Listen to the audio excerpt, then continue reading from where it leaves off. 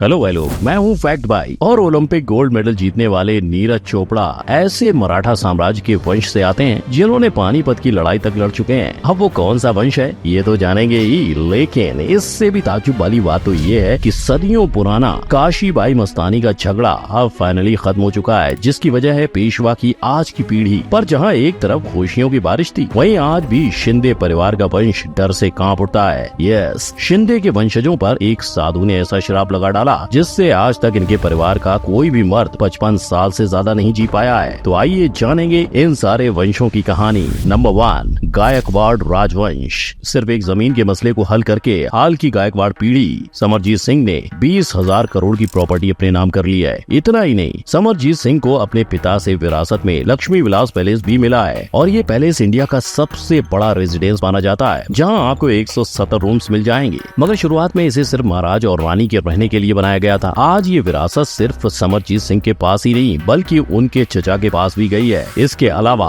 आज गायकवाड़ के पास विंटेज गाड़ियों का कलेक्शन भी है। एक दौर में मराठा साम्राज्य के लिए जनरल रह चुके गायकवाड़ आज भी अपनी पुश्तैनी जमीनों का ख्याल रखते हैं। नंबर 2, पेशवा राजवंश। नीरज चोपड़ा की जीत के पीछे उनका मराठा खून है, ऐसा फैक्ट भाई नहीं, साइंटिस्ट ने खुद कहा है। और तो और नीरज चोपड़ा उस रॉड मराठा कम्युनिटी से आते हैं जिन्होंने पानीपत की तीसरी लड़ाई में मराठा को काफी मदद भी की थी। और ये चीज बाजीराव मस्तानी के 8वें वंशज शादाब अली बहादुर ने सामने लाई। और जो उन्होंने भाला फेंका है, पूरी दुनिया आज उनकी वाहवाह कर रही है।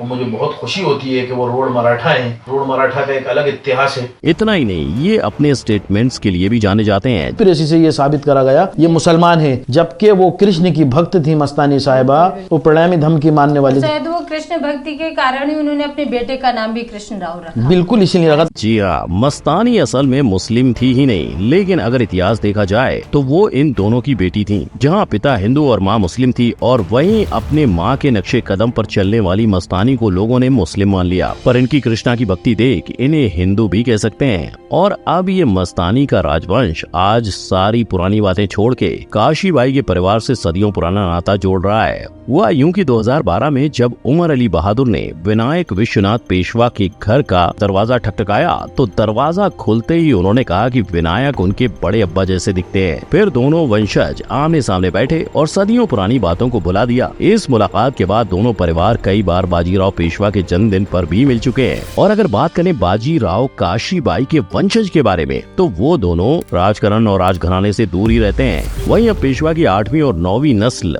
हमें एक आम जिंदगी जीते हुए दिखाई देती है। इन्हें वैसे कोई खास विरासत तो नहीं मिली, लेकिन पेशवा नाम होने की वजह से उन्हें वाराणसी के 2 घाट की जिम्मेदारियां सौंपी गयी। क्योंकि अगर बात करें इनके सरनेम की तो वो असल में भट्ट है। पेशवा तो एक पदवी का नाम है जिसका मतलब प्रधानमंत्री होता है, जो उस दौर में हर जिम्मेदारियों को संभालते थे। नंबर 3, भोसले राजवंश। 1674 से शुरू हुई छत्रपति की पदवी अब शिवाजी महाराज की 13वें वंशज छत्रपति संभाजी राजे के पास पहुंच गई है। और आज संभाजी राजे कोल्हापुर की गद्दी के राजा तक कहलाते हैं। पर यह सिलसिला शुरुआत में थोड़ा अलग था, जहां ऐसे बड़े राजघराने में जन्म लेने की वजह से उन्हें बचपन में क्लासरूम के दरवाजे तक गार्ड्स छोड़ने जाया करते थे। और फिर बड़े होकर उन्होंने अपनी जिम्मेदारियों को पहचान लिया। एक किस्सा ये भी सामने आता है कि संभाजी राजे की वजह से आज हमें आर माधवन जैसे एक्टर मिल पाए हैं। हुआ यूं था कि आर माधवन कोल्हापुर में पढ़ाई कर रहे थे और वहीं उनकी मुलाकात संभाजी से हुई। बस फिर दोस्ती बढ़ी और संभाजी ने माधवन को पहली सीरियल दिलवाई। पहिलं ब्रेक थ्रू त्यांना मीच मदत केली होती त्यावेळी। झीला असेल, बहुतेक झी कुठलं एक सिरियल होतं मला माहित नाही। अब भाई लोग, आपको ऐसी ही आक्रामक छवि छत्रपति शिवाजी महाराज के समय पर भी दिखाई दी होगी, जिन्होंने सिर्फ 15 साल की उम्र में मराठा साम्राज्य की कमान संभाल ली थी, जहां उनके राजा बनने से पहले उन्हें ये राजमुद्रा मिली। मगर वेट, उनके पास सिर्फ यही नहीं, 2 राजमुद्रा थी जो उन्हें राजा बनने के बाद मिली थी। और इस मुद्रा का अर्थ साफ था कि शिवाजी के रूप में साक्षात विष्णु पधारे हैं। और अब इस मुद्रा को छत्रपति महाराज के खजाने के साथ ही रखा गया है। लेकिन अगर बात छत्रपति शिवाजी महाराज के दूसरे वंशज की करें तो सामने सतारा के उदयन राजे भोसले आते हैं। इनफैक्ट इनके शौक भी महाराज की तरह हैं। जहां महाराज के पास 7 घोड़े थे, वहीं उदयन राजे के पास 5 लग्जरी गाड़ियां नजर आती हैं। नंबर 4, नेवलकर राजवंश। झांसी की रानी के परिवार को आज अपना ही किला देखने के लिए टिकट खरीद के जाना पड़ता है, पर उसी रानी ने हिंदुस्तान की आजादी में एक अहम भूमिका निभाई थी। पर अगर शुरुआत से देखें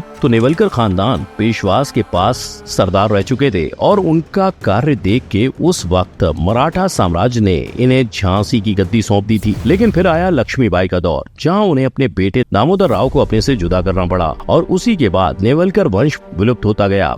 इस परिवार के वंश का हाल ही 2007 में एक इंदौर के फंक्शन में पता चला, जिसके बाद सरकार और जनता दोनों के बीच इनकी काफी डिमांड बढ़ गई और अपनी पहचान बरकरार रखने के लिए वो अपने नाम के पीछे झांसी वाले लिखते हैं। मगर जहाँ शहद हो वहाँ मधुमक्खी तो आएगी। उसी तरह ही पिछले साल न्यूज में ये काफी फेमस थे, जहाँ उन्होंने ये कहा था कि वो झांसी परिवार के हैं। लेकिन आज की पीढ़ी अरुण राव ने साफ मना किया है कि झांसी परिवार से इनका कोई ताल्लुक नहीं है। नंबर 5, शिंदे राजवंश। शिंदे परिवार के मुखिया महादाजी शिंदे पर एक नहीं, दो नहीं, पर तीन बार फिल्मी जगत ने किरदार बनाया है। और ये खास कर इसलिए भी था क्योंकि महादाजी शिंदे पर एक अनोखा श्राप लगा हुआ था। हुआ यूं, जब महादाजी अपनी सेना के साथ रानी के दरबार जा रहे थे, तब उनकी मुलाकात एक दिव्य साधु से हुई, जिन्होंने राजा को एक रोटी देकर कहा कि रानी को इसे खिला देना। राजा ने भी साधु की आज्ञा का पालन करके उस रोटी को अपनाया। मगर राजा ने वो रोटी रानी को दी, तब रानी ने उस रोटी का सिर्फ आधा हिस्सा ही खाया।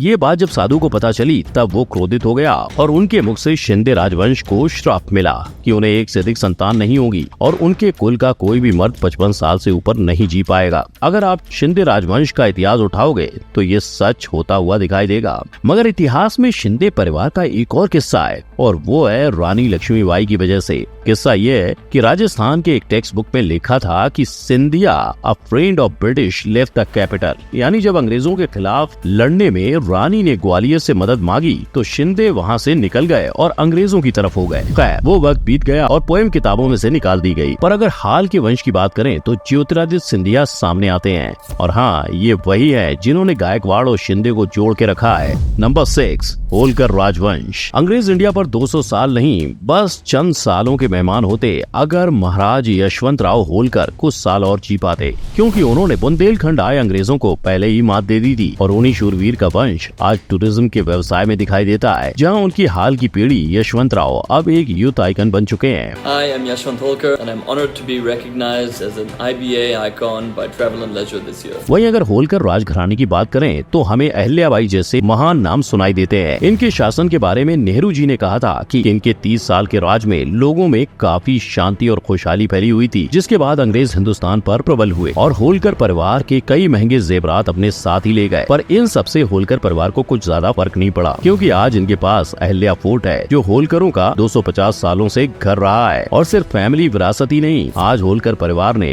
अहिल्याबाई द्वारा शुरू किए गए हाथ सिलाई के कारोबार को भी फिर से शुरू किया है, जहां इन्हीं सारी चीजों को आप इनके इंस्टाग्राम के पेज पर भी देख सकते हैं। तो भाई लोग, ये थे मराठा साम्राज्य के वो परिवार जिन्होंने ना ही मुगलों को हावी होने दिया, पर अंग्रेजों से भी डटकर लड़े। लेकिन इतिहास में कुछ और लोग हैं जिन्होंने मातृभूमि के लिए अपनी जान तक दे डाली, और आज उनके वंशज कहाँ हैं, जानने के लिए क्लिक करो इस आई आइकन पर। वीडियो अच्छी लगी हो तो लाइक, कमेंट और शेयर करना मत भूलना। मिलेंगे अगली वीडियो में, तब तक के लिए गुड बाय, जय हिंद।